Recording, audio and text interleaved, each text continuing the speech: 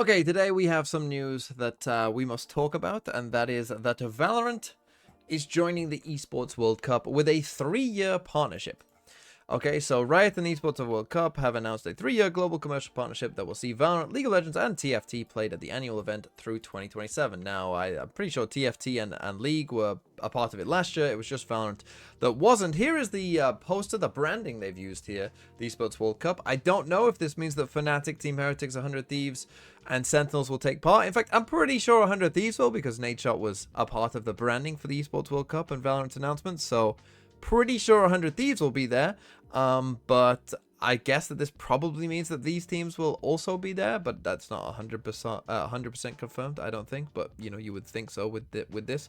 But yeah, let's read into this. So, an official press release detailed that beginning with Masters Bangkok, the collaboration will feature EWC in broadcast activations at LoL, VCT, and TFT global LAN events. Let's start right there, okay? So, starting with Masters Bangkok, we're gonna have EWC in broadcast activations. What those exactly look like and how that is, I don't know. But we'll see, I guess. We'll see. Okay. Let's keep reading. So, EWC is an annual event held in Riyadh, Saudi Arabia, with the inaugural rendition of the games taking place last year. The competition in 2024 held 23 events and 22 esports. The addition of Valorant expands that count to 23 esports. The event, set to be held in Riyadh again, is tentatively scheduled for July to August, with specific dates yet to be revealed. This may interfere with the schedule of VCT competitions, as group stage matches in Stage 2 begin July 12th, with the playoffs lasting until August 29th. Meanwhile, Champs 2025 is slated to start September 12th. So, yeah, we're going to talk about all of this. The first thing I want to bring up, of course, is that this is being held in Saudi Arabia. Okay, and Sideshow has already made multiple videos talking about the problems with the Esports World Cup and having it in Saudi Arabia and all of the kind of problems with that. Now, I'm not as qualified to speak about that as him. He's clearly done a lot of research, probably about the only thing that he knows more than me about. But go and watch Sideshow's videos. I'll leave a link in the description and a pinned comment as well. If you haven't seen them already, they're incredibly informative videos that you might want to go and watch, and are well worth the time, right? But he was speaking, you know, not in a hypothetical sense, because it was kind of, you know, it was on the cards that this was going to be the case, but now we do have some kind of more solid info that this definitely is going ahead, and maybe some of the teams who will also be in it. So yeah, of course, there might be some problems, issues with this tournament in general, you know, regarding it being held in Saudi Arabia and all of that. But first, let's tackle the issue kind of third-party tournaments in general and whether they are a good idea, because this is the thing, right? This is seemingly the first kind of big major third-party tournament that is taking place in the middle of the VCT season. Right now, one of the things that Riot said when they changed the calendar for this year, right? So we have an earlier start date, we have a later ending date, and we have more gaps in the middle. And when Leo Farrier was on Plat Chat, you know, a while ago now, but he mentioned that one of the reasons that why they, you know, spread out the schedule a bit more was so that in those gaps, you could have a third-party tournament if you wanted to. You know, a team could go and join a third-party tournament if they so choose to do so. And I think, you know, the Esports World Cup being a kind of prime example of that. Now, in general, the idea of having third-party tournaments in the middle of the season is actually a good one, right? Because a lot of fans complain that they don't get to see their team play enough, right? That they want to see their team play more games during a season. Okay, so a third-party tournament, of course, is a way of seeing your team play more games in a season.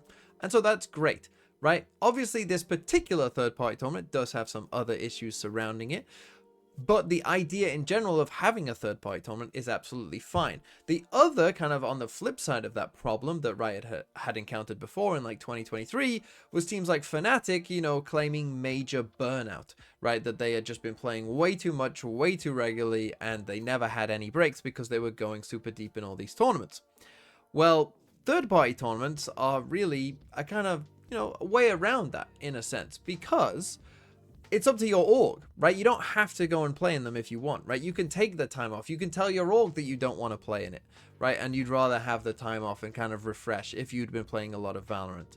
But if you, get eliminated from a tournament early or don't make a Masters event or something like that, maybe you're ready to play more games and want to play more games, to maybe get more familiar with each other and play on a stage and all of that kind of thing. So third-party tournaments are really just a great way of kind of getting the best of both worlds, right? They're opt-in, so you don't have to do it if you're feeling burnt out, but also, they're a way of potentially playing more games and letting the fans see more games of their favorite teams. But that VLR article did mention potentially one big problem that we may suffer with the Esports World Cup in general, which is, will it have a schedule clash? Now, here's the thing. I don't think it necessarily will, and this is why. Because if we take a look at when the Esports World Cup happened last year, right? So it started early July and it ended on the 25th of August there in 2024. So keep these dates in mind. Because here is the VCT 2025 schedule, right? Stage 2 starts on July the 12th, while the Esports World Cup started, July the 3rd and ended on August 25th, right? And if you're looking at those dates, we've got Stage 2 in the playoffs. And Stage 2 in the playoffs, as you might know, is really, really important because that's what qualifies you to champs, right? And this is the thing. It's not like last year where Stage 1 and Stage 2 were actually combined.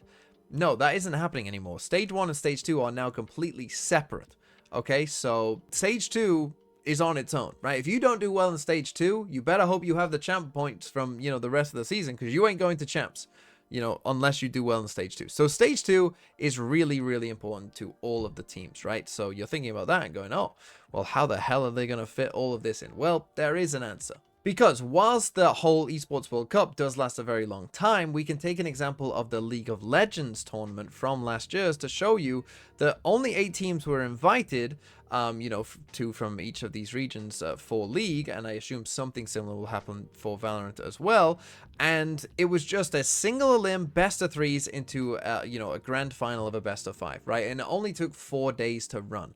So what I'm expecting to happen here is probably something looking very, very similar to the League of Legends, where probably only 8 teams get invited, and it is just single elim, best of 3s into a grand final best of 5. And so if you did start early enough, if you did start on July the 3rd again, let's say, you could potentially wrap that up by the 7th, right? And still have, quite a few days to spare to potentially get back for Stage 2. So will they be able to fit this in? Yeah, because it will probably be one of the first things played in the Esports World Cup, and the actual individual tournament just for Valorant probably won't take too long. So it does seem like they will be able to fit the tournament in, but why is Riot going for the EWC, right? Why do they want to do this? Well, let's take it from Riot's words themselves.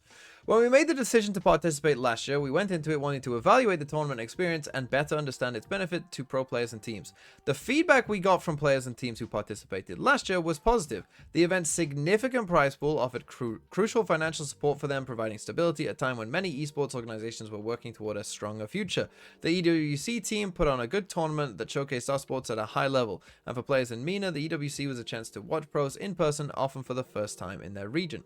We're also adding Valorant this year because of the incredible growth of its esports scene and the demand we've seen from teams of players to bring global Valorant events to new regions. By expanding our license to the EWC, we're creating more opportunities for players and teams across all 3 games to compete on a big stage and grow their profiles. Like all third-party events, participation is completely optional for teams, pros, talent, and creators, and that choice has no impact whatsoever on their relationship with Riot and their role in our official events.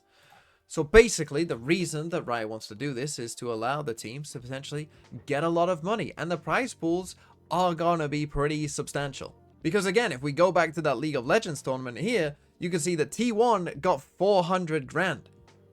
That's a lot of money. Now 100 Thieves, I'm sure Nadeshot wants this 50 grand, right? He wants this 50 grand because that's probably all he'll get.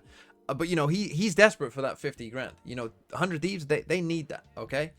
So yeah, there is a significant amount of money, and you can understand why players and teams and orgs, would want to maybe win potentially quite a lot of money. But as we know, there is potentially a lot of problems with joining the EWC as well. And one thing that I haven't seen too much info on elsewhere is about game changes. Because in December of last year, a report revealed that internal EWC document had already included Valorant among its roster of titles. The document was reported to detail the 2025 EWC near final lineup of games and included both Valorant and Valorant game changes. the game's professional circuit for women and marginalized genders. With the report, a Riot spokesperson denied the game changes inclusion was up for discussion, though confirmed the talks that the developers' roster of titles appearing at the EWC were ongoing. So basically, the Valorant was going to be a part of it. Esports.net contacted the Esports World Cup Foundation for clarity on whether the tournaments for women and marginalized genders tournaments will be held for any of Riot's licensed titles. A spokesperson provided the following response.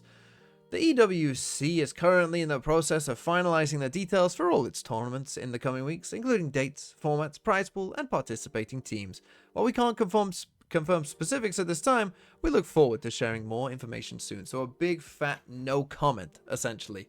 A whole lot of nothing. And that is the thing, of course, that will the EWC have game changers in it? I mean, it would kind of be ridiculous if it did, to be honest, you know, because in a country where, you know, rights for, you know, non-males are significantly limited, let's say, it would be quite jarring almost to see that, I suppose. Or, you know, you could use much stronger words than that. Let's try and not get me demonetized, but, you know, it would be a bit strange. But either way, Valorant is joining the EWC. At least for 3 years as well. Right now, for the teams and the orgs, it's a way of getting money, and you can understand why they might want the money. They are potentially sacrificing other things by doing that, but, you know, it seems like that is something that Riot and the teams and the players and the orgs are probably essentially just going to shrug their shoulders and say it's worth it for the money.